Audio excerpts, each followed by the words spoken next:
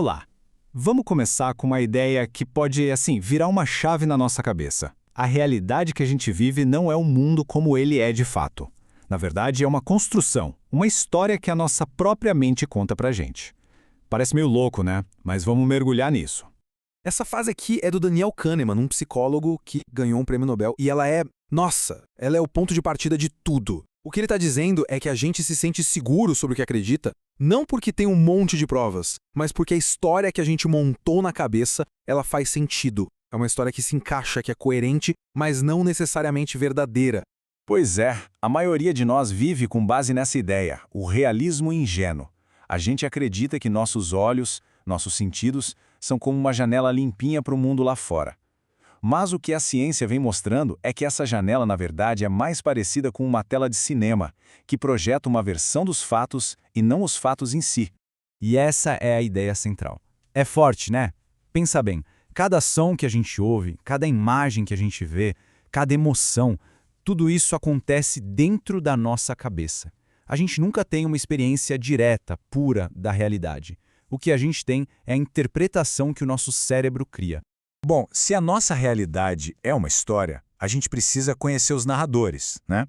Esses narradores ocultos são os nossos vieses cognitivos. São como atalhos mentais que o nosso cérebro usa e que acabam moldando tudo que a gente percebe, muitas vezes sem que a gente nem se dê conta. Vamos começar com um dos mais fortes de todos, a projeção. Sabe o que é? É basicamente o ato de pegar o nosso mundo interno, nossas esperanças, medos, crenças, e, puf, jogar ele em cima do mundo externo, como se fosse um projetor mesmo.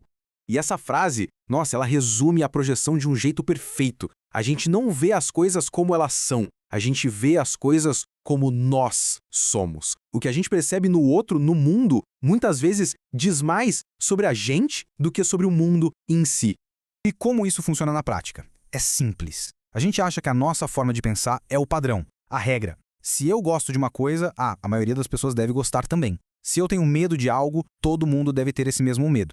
Basicamente, a gente usa a nossa própria mente como o único mapa que existe para navegar na realidade.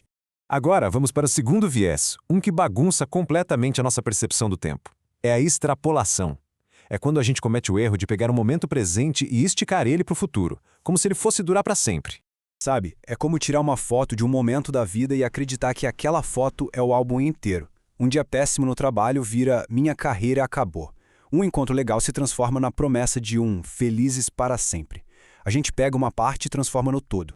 E olha que interessante, a extrapolação corta para os dois lados. Quando a gente está na tristeza, ela nos convence de que aquele sofrimento vai ser eterno, o que deixa tudo muito mais pesado. E quando a gente está feliz, ela sussurra no nosso ouvido que aquilo vai acabar. E só esse medo já é suficiente para diminuir a nossa alegria. Vamos em frente para o nosso terceiro viés, a confirmação. Aqui, a gente vai entender como as nossas mentes são especialistas em construir bolhas para proteger aquilo em que a gente já acredita. Esse aqui talvez seja o viés mais famoso de todos. É como se a gente usasse um fone de ouvido que só sintoniza as notícias e opiniões que batem com as nossas. A gente não está buscando a verdade. Na maioria das vezes, a gente está buscando validação. E o resultado disso? Bom, o viés de confirmação nos prende. Ele cria uma câmara de eco, sabe? Onde as nossas crenças são repetidas e reforçadas o tempo todo e qualquer coisa que desafie isso é simplesmente filtrada e ignorada. Isso nos dá uma sensação de segurança, claro, mas impede a gente de aprender, de crescer. Então, fica aí a reflexão. Que ideias, que fatos, que perspectivas a gente pode estar descartando todo santo dia, sem nem notar, só porque não se encaixam na história que a gente já contou para nós mesmos?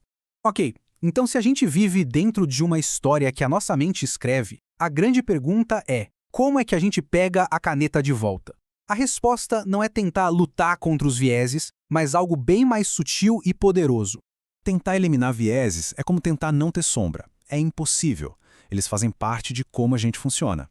O verdadeiro poder, a virada de chave, vem da consciência. O simples ato de perceber um viés em ação já diminui o poder que ele tem sobre a gente. E isso nos leva a uma prática bem simples. Quando vier aquela reação forte, aquele pensamento que parece uma verdade absoluta, pausa por um segundo e se pergunta: de onde está vindo isso? Será que é uma projeção, uma extrapolação? E depois, o mais importante, existe outra forma de ver essa mesma situação?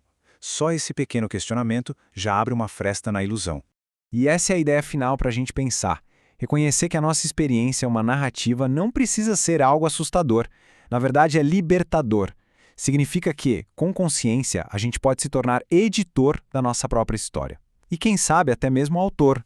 Se a caneta estivesse na nossa mão, o que a gente escolheria escrever?